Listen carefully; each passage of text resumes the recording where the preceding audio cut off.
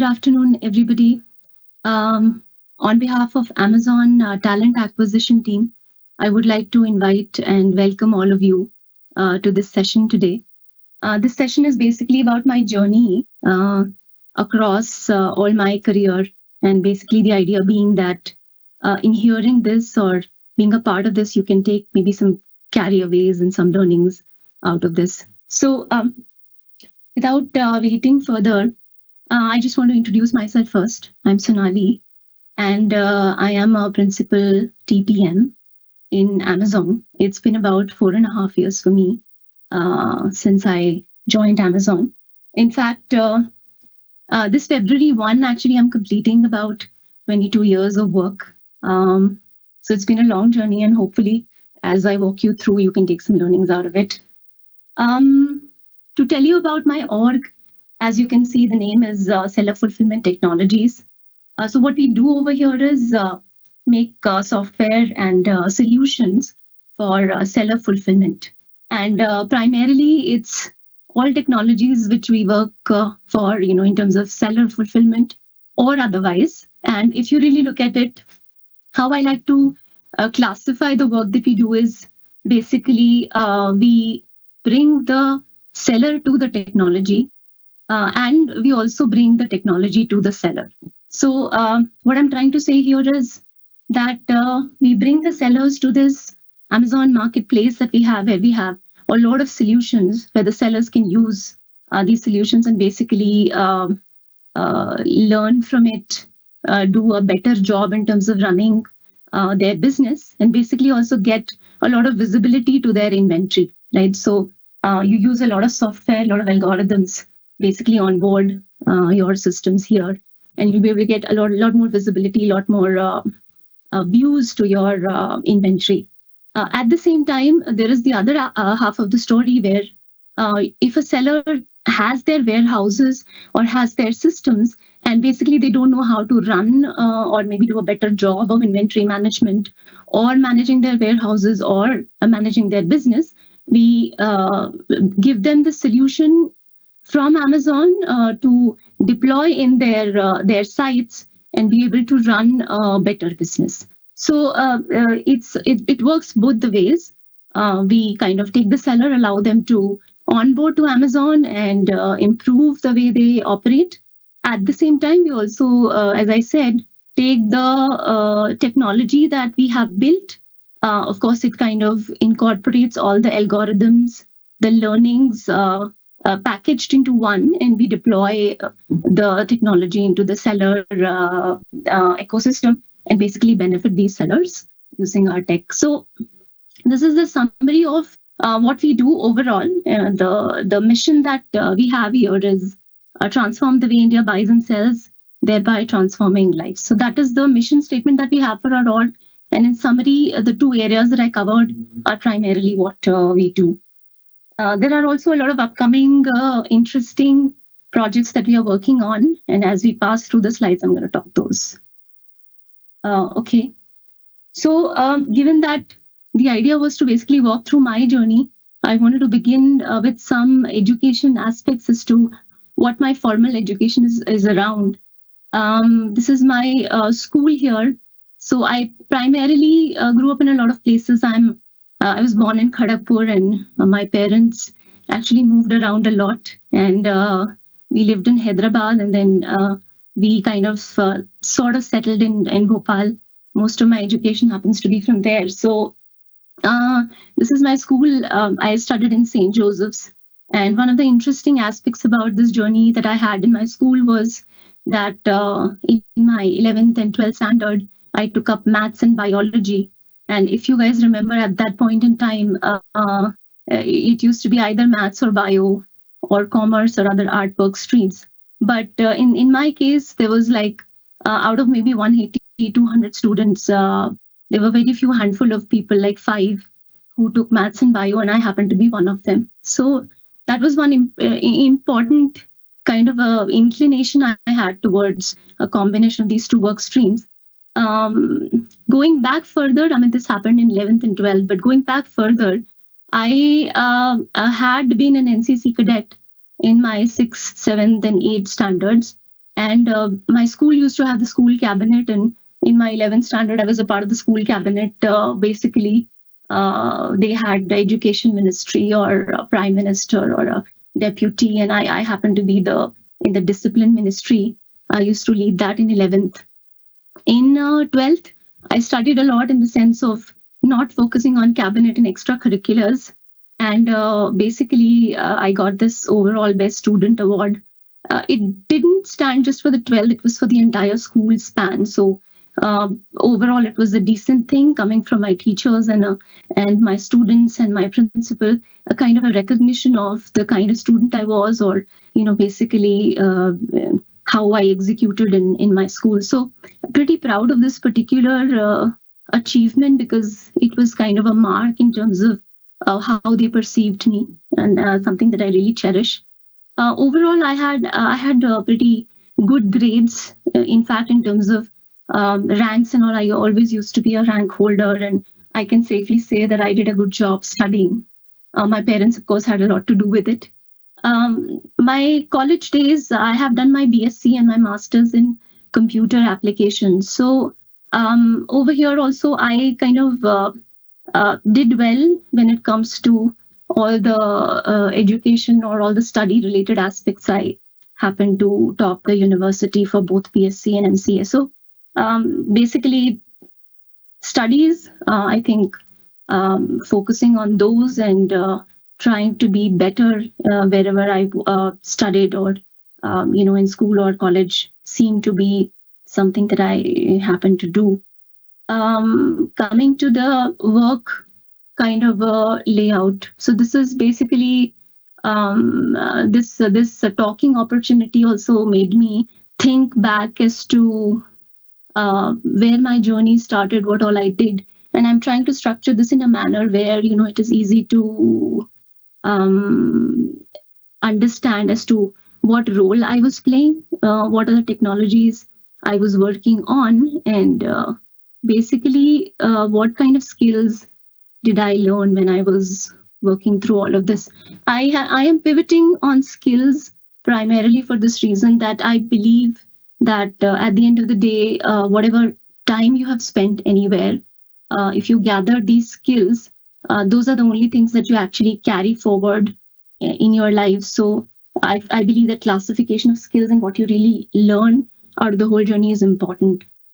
So my journey started when I was in college. I was hired in my sixth semester in this company called Subi Web Dunia, and basically they dealt with a lot of technology. Primarily at that point, it was in 2000s. It was Java and J2EE and VB.NET kind of a technology layout.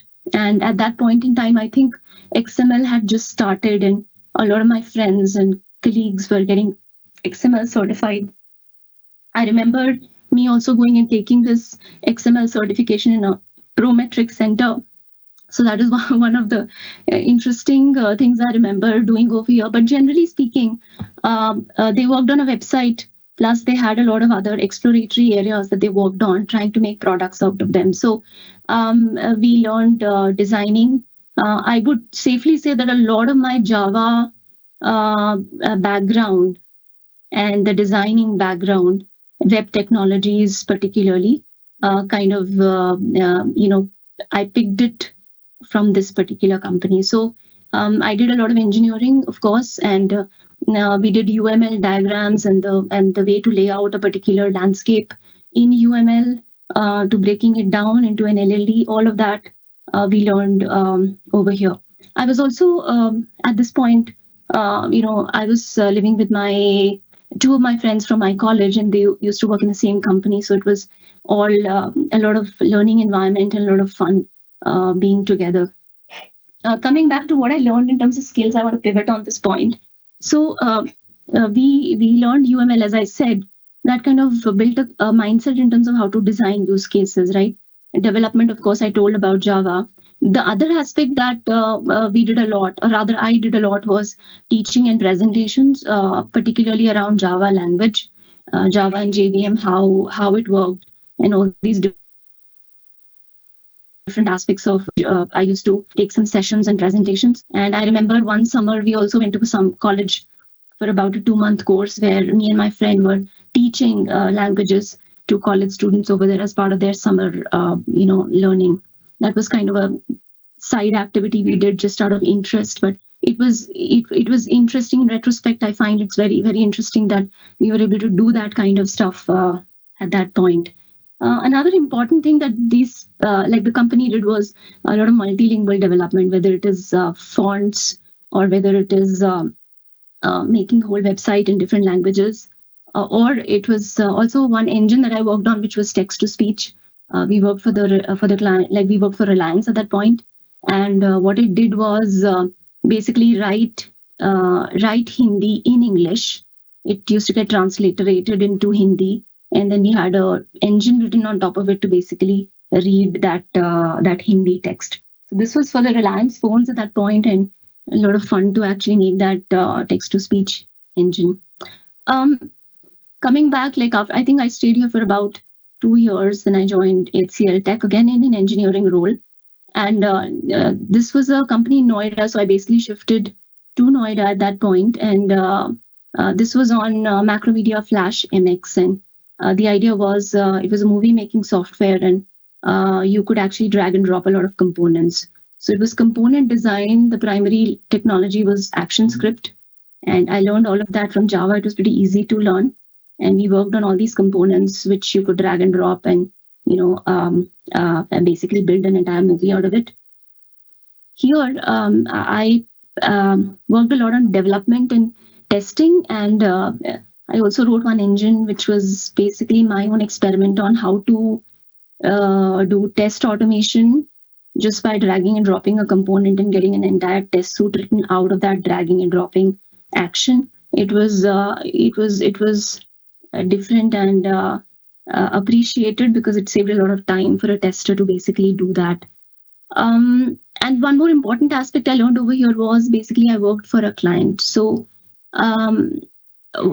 this was like Macromedia had, they had this team in US, and we were an extended team, and I learned this entire culture of how to work across time zones and across 2 different teams. One is a team in the US and one is a team in India, and how we are collaborating.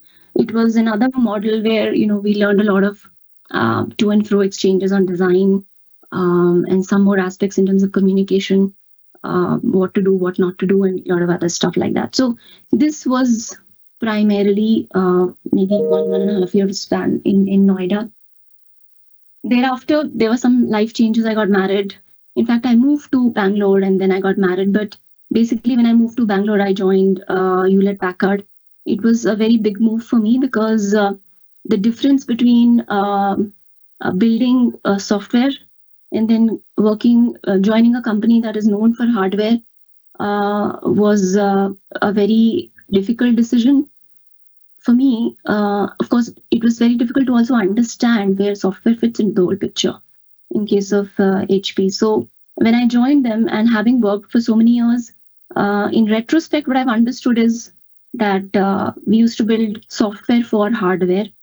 So the primary thing being hardware, be it HVUX servers or be it Nonstop or be it any kind of a hardware device, let's say a network element or a switch or a router.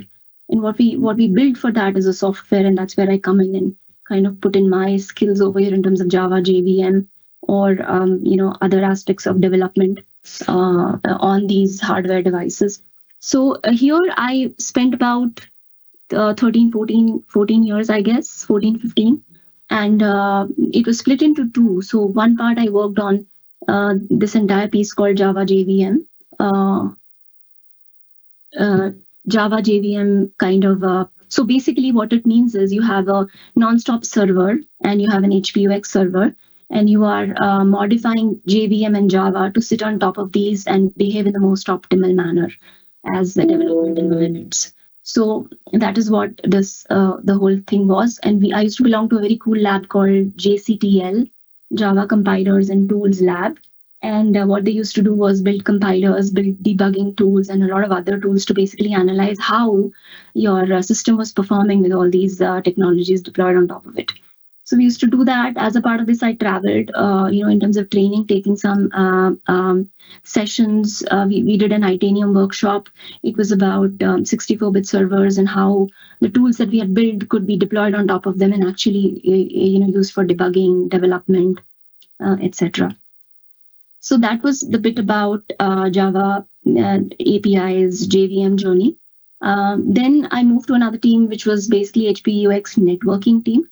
And over there, we were building network management software to manage all these network elements. And there comes an entire kind of a range of 6.5 years where I started off with SNMP kind of technology, and then somewhere around 2011-12 came the open flow paradigm, which it's an open flow. It's a kind of a specification which says two network elements, how they can interact with each other. If both of them follow the same interfaces, they can actually exchange information. What that led to is basically diluting all the proprietary stacks or proprietary the incumbents who basically had a lot of closed systems. It kind of opened it up and also forced them to open up their systems to basically adopt this paradigm, and any controller can talk to any software defined network element and vice versa. It was a very, very big change. So I happened to live through that change at that point in time, and as part of networking, we built a lot of cool stuff.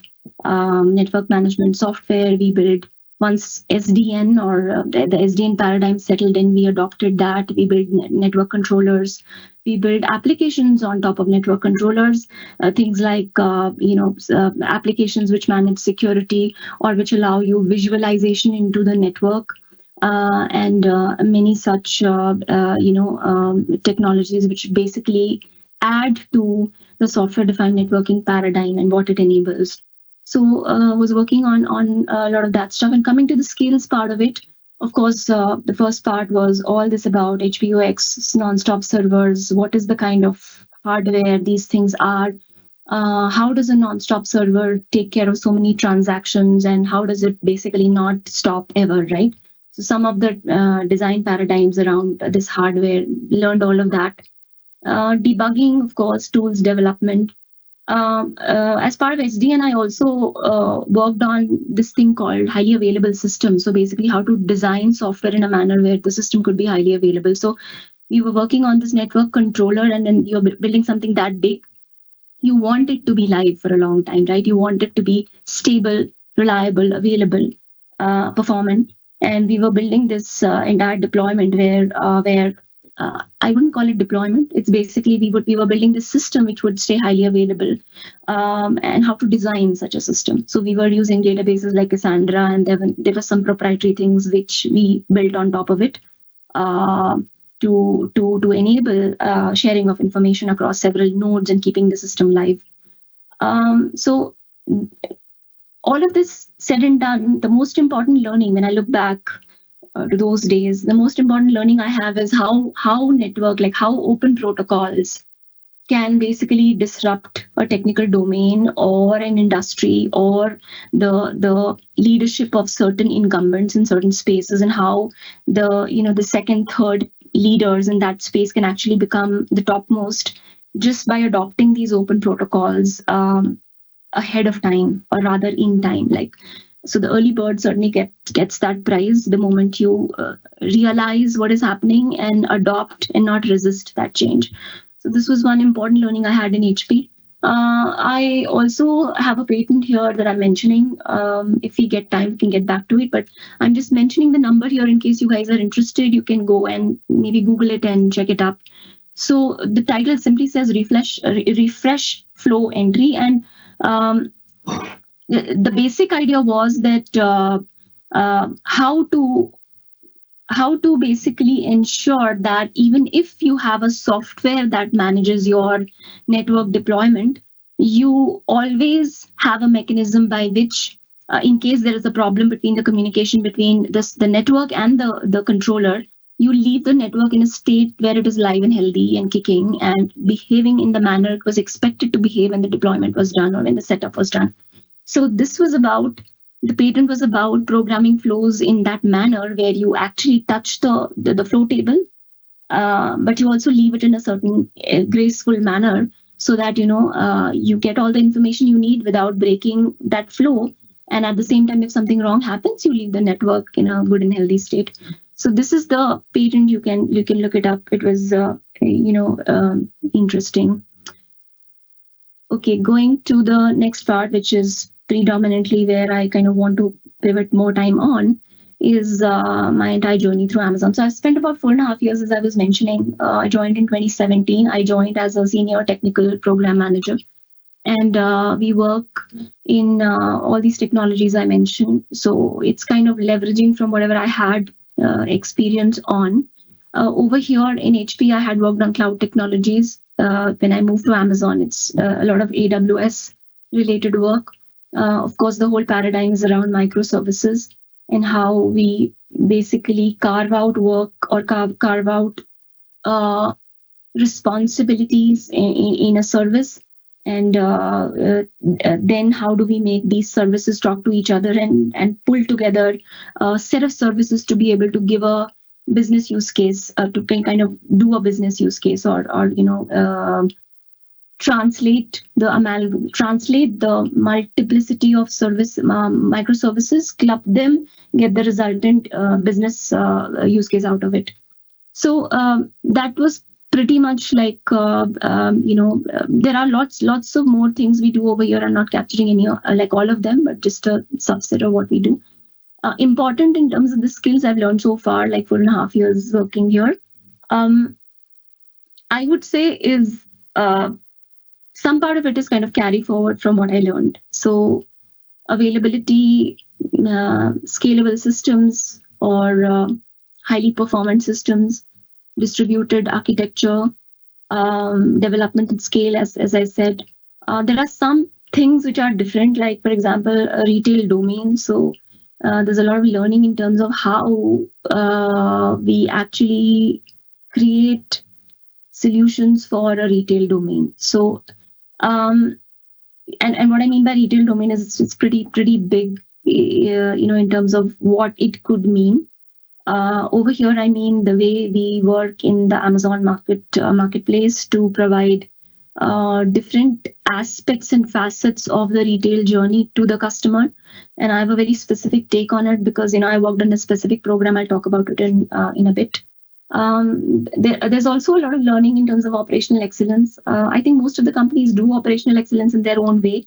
Amazon has their own very specific ways of tracking the work we do in terms of engineering operational excellence, and that's a great learning. How do you actually do it with rigor, and how do you actually do it to earn and keep customer trust, right? So a lot of intensive work and a lot of bandwidth and time spent on operational excellence in Amazon. And of course, writing is a very important skill we learn in Amazon, because all kinds of communication, we are expected to write narratives in 2 pages, 1 pages, 6 pages to basically express ourselves and explain it to the other person, or maybe use that as a tool to gather ideas and amalgamate or consolidate in one place. So everybody's on the same page. So writing is a very important skill I honed in my journey in Amazon. All right, so I go to the next bit. This is more about like a deeper dive on my Amazon experience. So as I said, I joined as a senior TPM in 2017, and the team that I joined was Amazon Pantry, and I'm quite sure that many of you might have actually shopped from Amazon Pantry. It is a grocery box where you could actually keep adding a lot of items from the Amazon Pantry catalog and basically make a grocery box. And you get some benefits out of that grocery box because you have so many items, you cross a certain threshold, you get a lot of discounts and all. And basically you then get this entire box shipped as one box, which is delivered to your place. So that was the program, and I managed. I started like basically when I joined, it had launched, but we were growing that program, and 3.5 years we were working on this program. I launched, I believe, I was a part of about 59 59, 60 odd experiments, 50 plus feature launches. And basically, we grew the program quite a lot during these 3.5 years. So just wanted to touch a little bit about what is the type of solutioning we do over here. Given that this is grocery, and anybody who has touched grocery will understand that it is a difficult space to basically make profitable, or rather give a good interface or CX to the customer, right? So to basically satisfy a customer in a grocery space is extremely difficult. There are some very important nuances, like they want to pay reasonable, they want it fast, they don't want to wait for a very long time to get their grocery box. They would rather have their vegetables and their dry groceries put together in one, clubbed together and shipped to them. So there are very specific nuances in terms of the CX journey, in terms of the experiences they want, the customers want for the solution. So we build all of that subset of it, and there was a good kind of strategy over here in terms of what specific features we wanted to build. And the nuances that I spoke about from a customer perspective, how they translate to a technical solution is, you want solutions that nudge the customer to build bigger baskets, right? So you will have to show all kinds of promotions. You'll have to show them, if you add extra, you will reach a certain threshold in terms of a promotion. Maybe if you buy 1,500 rupees, you will get 10% off. So how do you reach that 1,500 points? What items you should buy? Maybe you should pick from your past purchases. Aspects like that. Regionalization is another important aspect, because anything like a grocery cannot be, rather should not be shipped nationally. So more optimal ways to do it, hyperlocal or local, and regional. So the whole architecture has to be very region aware. So we had this regionalization solution that we were kind of building, and this was one of the unique differentiators of this program, that every single aspect. So Amazon per se is not a regional entity, in the sense of the whole website actually works nationally. To carve out a regional overlay on top of the whole website to say, show pantry items in the right pin codes according to their availability or inventory, is another technical solution, and that was something that I worked on across these years. Okay, coming to 2020, I grew to a principal TPM, and I'll tell you why I mentioned these areas of growth. It was kind of an experience as to how people, or what are the basic steps, the process that one goes through when one undergoes a promotion at Amazon. So this is a full process, and we basically write a lot of documents, basically outlining what we do, what are the programs we have worked for, how we have helped the programs grow, or what are the needle moving changes or features we did, what is the impact. So we have to capture all of that as part of the growth, how you basically showcase your work at this point in time. And there's a very, very elaborate process when it comes to evaluation of that work. And I'm going to talk about that when I talk about TPA. So TPA is technical promotion assessment, or so that's basically a promotion assessment that we do for somebody else. So in point number 2, I'm talking about what I went through when I was undergoing the cycle. And over here, the second part is about what I did when I was actually evaluating someone else for the work that they did. So both these processes are pretty intensive. In case of a TPA, we do a lot of assessment of the work that somebody else has done, and kind of provided this technical summaries, and we have to go evaluate, talk to a lot of people, check their work. So both these processes are kind of, again, data intensive, requiring a lot of work. I'm covering this because I think that it'll be interesting for some of you to actually understand how this works here. Then I cover one part, which is, again, I think it is interesting to understand this, that I changed teams from working on grocery for 3.5 years. Then I moved to a seller-based team. Like as I was talking, we build solutions for sellers. So the charter of these two teams are different, but and they are the opposite ends of the spectrum, so to say. One is catering to predominantly the customers, and the other one is catering to bringing sellers on board. Or seller solutions.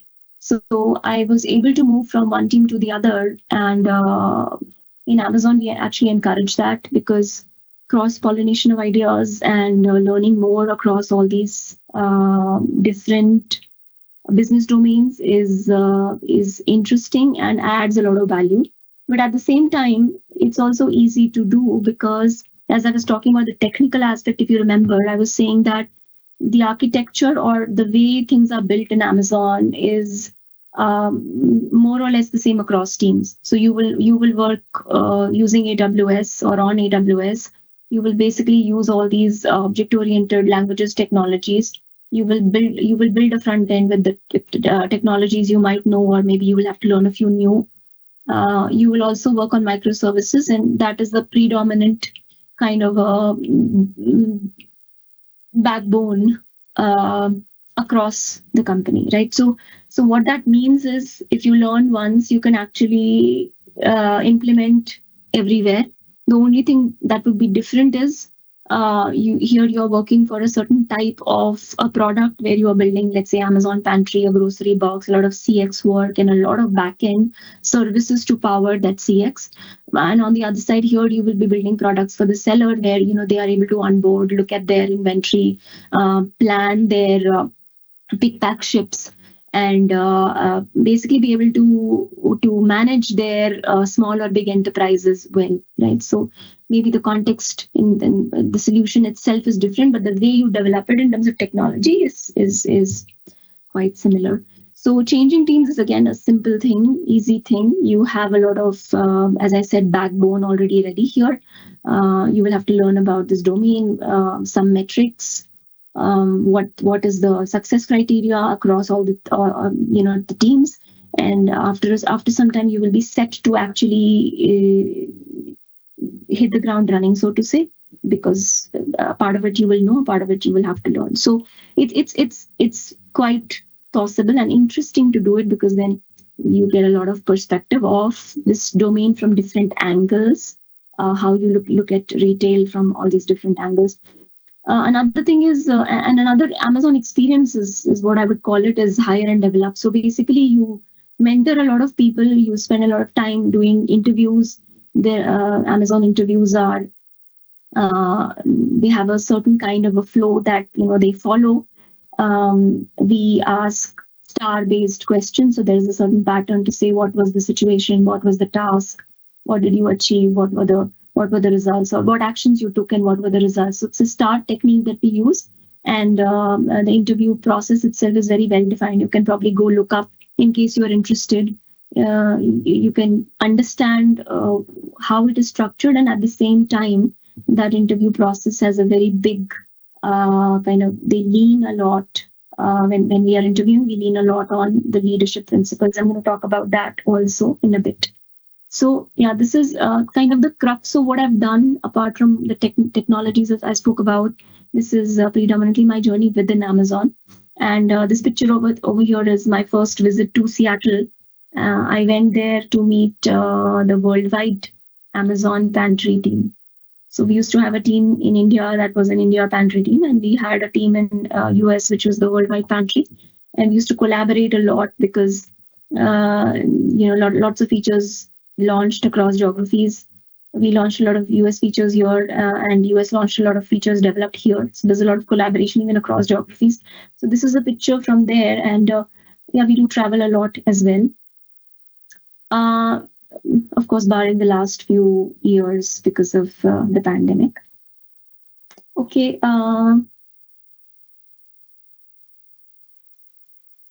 So I wanted to cover this a little bit because I think there will be an interest in terms of there'll be an interest in terms of the TPM role itself. So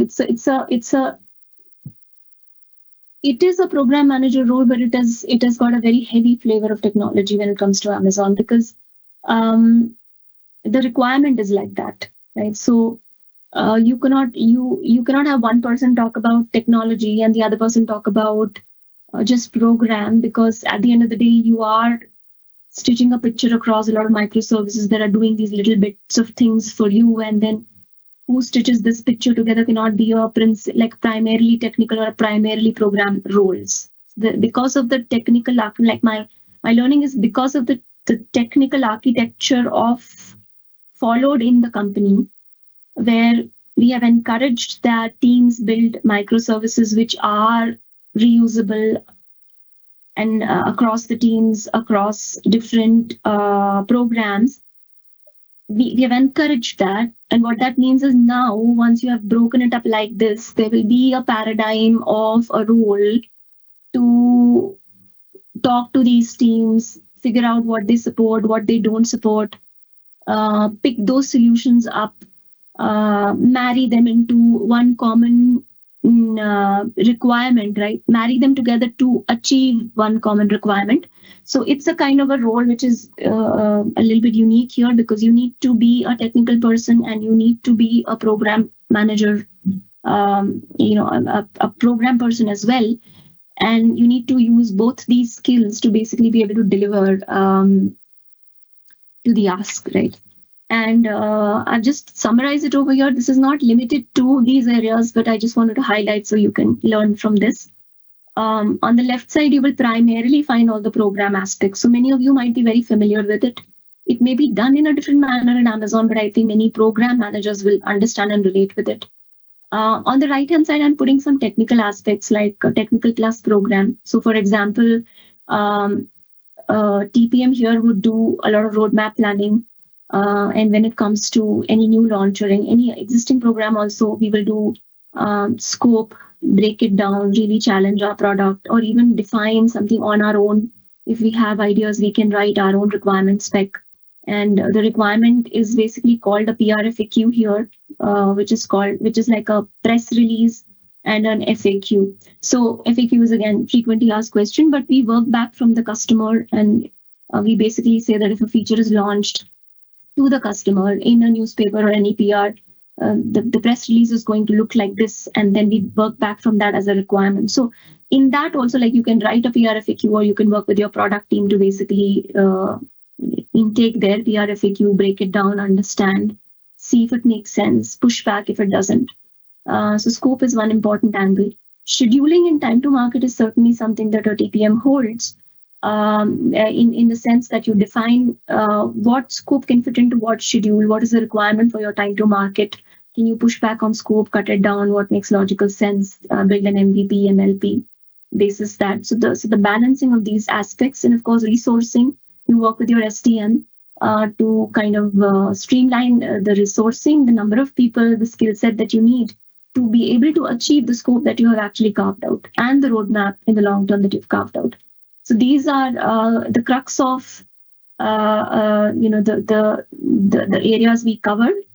At the same time, here we are expected to be very aware and drive a long-term high-level architecture. So what it means is you work with a lot of senior engineers and ensure that you come up with an architecture that actually lasts for a long time, right? So make sure that you take right decisions. You don't hit what are called one-way doors, which basically means you'll get stuck after some time. You will not be able to make progress. And if you have made a wrong decision, it is very, very costly. So you ensure that that doesn't happen. You make some design trade-offs when you are discussing all these things, or discussing time to market or scoping, scheduling. You are expected to do design trade-offs. You are expected to write documents to basically outline what are the options, what are the pros and cons of all these options, what is your recommendation in terms of what should work in this particular situation. So if you have something to launch fast, then you might take a call basis the time to market. But if you want something which is going to be a longer launch, you can probably take a design decision accordingly. But predominantly, we pivot a lot on long-term decision making, the correct decision, correct solutions for a long term. At the same time, we have to balance business needs. So that balance is what TPM brings in. Of course, this is related to scope, and basically when the business requirements come in, the translation to tech requirements in the form of a tech spec happens at the TPM level. We write functional design as well. And one of the examples I can give you for functional design is from my pantry days, where basically the idea was we needed to build a feature where we could nudge the customer to reach certain promotion milestones. So if you buy for 799 rupees, you will get free shipping. If you buy for 1,000 rupees, you will get 10% off. And basically, it was kind of you had to actually design for how to achieve these things, right? That whatever items are there in your cart, you have to talk to your promotion system to understand what promotions are applying on every single ASIN, or rather SKU, if that's a general term. ASIN is the Amazon term for the SKU. So basically, we will look at all of that and say, okay, if you consolidate all of this, you will hit a certain milestone. These promotions apply to 50% of the items in your cart, and therefore you can meet that particular milestone by 50% of your items. Which items will contribute to it? If you remove some items, add another set of items, you might get more benefits, or basically what items to add so that you can achieve that milestone. This was all related to functionality, and basically you will end up doing a lot of deep dives in terms of what functions were. Recently, of late, we've been debating about authentication mechanisms. So there are lots of options available, and we are thinking for our product, what is the right kind of authentication we need. Also trying to understand if we link with other solutions existing in Amazon, what is the right kind of authentication that actually works with them seamlessly. So those are some of the examples of functional design that we do. Of course, all this has to scale, so scaling performance. We are not primarily responsible for designing for scaling and performance, but we have to ensure that we define a non-functional requirement, and the scaling, performance, reliability, availability for that design actually works seamlessly. So there's a definition to be provided, and we work with engineers to ensure that we can meet that definition, and there's going to be no problem further scaling when the program becomes bigger. Okay, and I spoke about this, like integration, interoperability with platforms and microservices. So one important part is we talk to a lot of people, a lot of microservices owners and platforms, to basically be able to develop and build our solution end to end. So it's never, you are never building from scratch. You are actually integrating as much as possible with already existing solutions with a view to build them faster, given that they are already there and you don't need to define them once again. Okay, there are all these aspects are maybe well understood. I in the interest of time, I'll cover one of them, which is basically advising and influence without authority. So an important role that a TPM plays is we basically are we are in that place where we have visibility to business, visibility to tech. We also have visibility to, at the end of the day, maybe down the line, 6 months, 1 year, where we will be, right, in terms of a roadmap. We are at the right spot to advise our leadership. And we will always be, I mean, this is something that is expected of us, that we provide the right kind of advice in different forums to engineers, to SDMs, to product managers, or to senior managers, or to directors. Basically, advising is one important aspect given the situation we are in and the visibility we have to what is happening on the ground. And influence without authority is extremely important, because you are an individual contributor. You do not have people reporting into you. So it's a kind of a skill that is required. In fact, personally, I always work back from influence without authority, because to build influence, you need to read a lot. You need to really educate yourself to have a voice which is heard. So this is an important trait, and then something that we work towards building. Coming back, like on this aspect, the role is kind of distributed, or rather, these are the kind of growth path, so to say, that we have. We have TPMs at L4 level to L8 level. L4 happens to be entry level TPMs, and L8 is basically a senior principal kind of a role. I am currently at an L7 role. So we have this kind of a growth path. And what it means is basically you do all of this. If you are at an entry level, you will basically be doing feature level programming, feature level program management, and technical management, maybe diving even deeper in terms of technical aspects. On a more senior level, you will be managing highly ambiguous programs, and you will be advising probably much more senior people in the org. Basically, the ambiguity complexity will increase as we move from L4 to L8. In terms of what opportunities you have, if you are at RTPN, you can move to different types of roles. You can choose to be an SDM, which is a development manager role. It is a people manager role. People report into you, and you develop, the area that you are responsible for. So you are responsible for the development in that area. A product manager is basically people who take care of the product and define what the product should be like. And a PMT is another role, which is basically a product manager tech. And this is another bracket where while the person is heavily inclined towards business, they also have technical expertise to basically identify how to define the product in a manner where the tech is also understood. So these are the different kinds of roles, and you can always move to these roles basis your inclination, or you can decide to keep moving ahead in this path. Other responsibilities, as I covered, I think I already covered it. It's about mentoring, hire, develop, and doing assessments for other people. Okay. So I'll quickly go through this, maybe 5 minutes. So this is a very important slide, and this is a very well-known aspect of Amazon too. If you go Google and just check for Amazon culture, or check for Amazon leadership principles, you will find that this is kind of very well known. You can go read all these up, but these are basically life principles, or rather, how you think about things, right? So these are our guiding principles of how you operate and execute on a day-to-day basis. For example, we will write. I have said working backwards, and that is the PRFAQ I was talking about. We will work back from a customer. So we will always work back from a customer. We will figure out what the customer needs. We will write a press release for that particular experience that we launch, and we will work back and then plan what this product is to be basis the PR that we write. Similarly, let me touch upon something which is okay. Just behind the video, there is something called R write a lot, right? And I wanted to touch upon that because it is another thing where basically you keep learning a lot, you read a lot, you figure out in talking to all the teams and in understanding, in talking with business and technical teams, you reach a point where you start understanding the space a lot, or you are expected to reach a point where you understand the space a lot, and your judgments are then correct, right?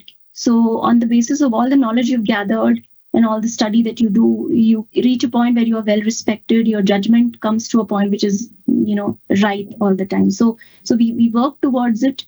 And this is another important thing which encourages us to basically, keep up and make sure that we understand as much as possible, as many spaces as we can cover, as many technologies, as many teams, microservices, platforms we can cover. And basically that helps us connect the dots and be able to be of, be able to advise properly or influence without authority. Similarly, there are many others. We added 2 more this year, and they are more about being best employer. So how are you going to take care of individuals deeply, as if that was another project you were doing to take care of the people under you and your company as a whole. And then there was more around a broader responsibility when it comes to Amazon being a big company and the responsibilities we have in terms of basically, not being beyond and contributing more effectively as a bigger company. So those were a few more that got added, and I think the rest are pretty self-explanatory. But if you read about it, you will realize many of these not just apply to your professional path, but they are also quite encouraging when it comes to your personal life as well. Okay, quickly touching upon. It's still day 1. So this is basically like a war cry. It's still day 1 basically means we are very, very fresh. We quickly take decisions. We do not let processes hamper us. This is all about moving fast, taking faster decisions, not thinking of ourselves as, already set in our patterns and ways, right? So continuously disrupting and being agile about it. I spoke about leadership. Mechanisms the word mechanisms in Amazon is a very, very special meaning. We identify problems, we define a certain process around it, be it a small or a big process, and we keep track of that, whether the process is working or not, and we keep correcting that, and it kind of feeds back into the efficacy of the process to solve the problem. So it's a very well-defined term called mechanisms. And whenever we feel that there is a need to improve something, we say, let's define a mechanism around it, because it's not just about intentions of doing well. Everybody wants to do that. But we define certain action item to say this is what we need to do on a repeated basis so that we improve. So we have things like, these are just some examples. So we have things like weekly business reviews or quarterly technical reviews or hotly defined topics in our documents, which help us all align, break the kind of a deadlock we might have reached. Then we have OP planning, which is like operational planning, and then C2CS is more listening into customer calls so that we learn directly from the customers. So this is kind of a mechanism and a process which is encouraged so that we are very close to our customers all the time. I spoke about working backwards, is about PRFAQ writing and how do you collect requirements. Narratives at the same time are like we write a lot to make decisions and not PPTs and bullet points. One-way, two-way doors are decisions which are low cost, low impact. Even if you make a mistake, you can always track back as two-way doors. Some places where you can't do it is one-way doors, decisions which are very expensive, difficult to do. Yeah. Okay, so very quickly, 2 more slides, and this is just about, we have a TPM community, we do a lot of talks, a lot of panel discussions, mentoring sessions, etc. And just wanted to let you know these kind of forums exist, given that the TPM community is very active, and we try to kind of educate and mentor people in that forum. Then we have this Women in Tech forum where we kind of get together, talk about talk about areas which are impacting women in particular. So these are not problems per se, but these are things like how do you influence without authority, or how do you keep abreast of technology trends, or things like how do you build an effective network. Okay, yeah, so these are some of my takeaways. Basically, focus on the bigger picture. Not just the big picture, but also the bigger picture. It has got like one more connotation over and above. So understand your domain, understand technology, understand the trends, introspect and retrospect, it kind of ties in. You need to internalize what is happening and also do some retrospectives on how you have progressed through to improve yourself. Find your balance. It is yours to find. You cannot be driven by definitions. Invest time in people, and this basically means operate with earned trust, with a lot of interest in people, and take some time to actually get to know them. It helps. And of course, the last one is read, which basically means you need to read a lot to build your expertise. Okay, I believe we can go into Q&A. Okay, so the first question is from Ruhi. She says, what kind of career paths can a software engineer look at while joining Amazon? So you can join at an SDE, as an entry-level engineer, learn a lot and decide to either go ahead with SD2, SD3. SD3 is a senior engineer position. You can then become a principal and then a senior principal. So that's the career path in terms of engineering. You can also decide to actually move into a development manager role. You can also decide to move into a technical program manager role. All these options are available to you basis your interest. Second question is Savita's. What are the tech skills required for a TPM at Amazon? So me personally, I am an engineer who moved into a TPM work stream. So if you really ask me, it helps if you have a lot of deep technical skills. You will not be coding when you are in Amazon. Again, of course, it depends on your interest. If you want to, nobody's going to stop you, but you are not expected to deliver code in Amazon, but you are expected to understand design. You are expected to understand technical trends and what each technology means, where you can use them, where you can't use them, and the basic constructs of computer science. So those are the kind of skills, and I would say, at least from the technical perspective, those are the ones. The program aspects are different. I'm probably not touching that as part of this question. Deepa asks, what kind of tech opportunities are available outside SDE roles at Amazon? I think I covered that as part of question one. So you can be an engineer, and at the same time, like after some time, you can decide to become a development manager, or you can decide to become a technical program manager. Depends upon your interest. Where you want to go. Both these roles are slightly different. You will be responsible for different things. I have personally not. I think to become a product manager, you will need some very different kind of skills. So I don't believe just by technical, know-how, you will be able to get into product management. But yeah, there may be paths you can explore working with your respective teams to figure that out if you are interested. Okay, in my career, I have seen engineers turn into product managers. After taking a few more um, programs or going through certain trainings and things like that. Okay, Bina says, are there roles for embedded engineers, embedded systems engineers at Amazon? Uh, Quite frankly, I'm not aware of any embedded systems engineers roles right now myself. You can probably log into jobs.amazon and search for embedded systems. And if you find them, then probably you can, certainly look through the description. And if it interests you, you can, try that out. Bhargavi, how do you manage work-life balance? Um, so basically, it's a matter of it's never at point T you will always have a balance between work and life. It is always a moving window. At a certain point, for example, since morning, I have been focusing on work because at that point in time, that is the priority.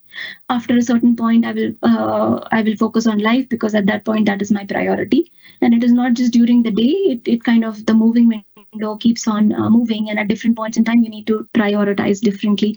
I think we pivot too much about this term called work-life balance. At the end of the day, it is a very amalgamated experience you go through. Even while you're working, you're thinking about life, and even while you are living your life, you are thinking about the problems you're solving. So I think my suggestion, and personally, what I do is not pivot too much on this. If something is interesting to you, whether it is a part of your life or work, you will think about it, right? And you will spend time on it and let your interesting thoughts drive you. Is how I keep it. Nishu asks, what skills are required for software engineer job? So predominantly focus on all the computer fundamentals. If you have skills in terms of any specific language, great. You can keep polishing on that and just keep up on the latest trends that are there in the industry today. So there's a lot of cloud computing, that you need to understand. There are lots of courses you can do nowadays. I think YouTube is one way you can learn a lot of things. There is Udemy, there is Coursera. You can go through. What I do at the beginning of the year is maybe when they are running certain promotions, I go and buy a lot of courses for me to do through the year. And you can probably try that same thing. You can go and buy a lot of stuff on these platforms and create one, how to keep up with the trends kind of a portfolio for you and keep honing those skills. So apart from the basics that you are taught in your colleges, fundamentals, I would suggest also understand industries. Also keep abreast of all these, different skills which are latest and greatest, and that will serve you well. Um, Adullahi, and pardon me if I'm not taking your name correctly. So Adullahi asks, what advice do you have for a person with IoT and telecom background and hoping to work at Amazon? Again, as I said, search for IoT and telecom jobs. Do a Google search plus do an Amazon job search. See, we do have AWS, and AWS basically means there'll be a lot of different areas where you can fit in if you have a telecom background or if you have an IoT. So do look for these opportunities and check it out. All right. Yeah. So that was pretty much the last question. I believe we are also at the top of the hour, 5:30. I think we are pretty much on time. Okay. So thanks everybody. Thanks for listening in and spending so much time with me to walk my journey. It has certainly been very interesting, and I'm hoping that whatever I said helped you understand what to do or maybe what not to do. Take care and bye-bye. And do look up, if this experience helped you, do look up jobs.amazon or reach out to our talent acquisition team, to figure out if there are opportunities and if you're interested in any. Certainly do follow that up. Okay, thanks a lot.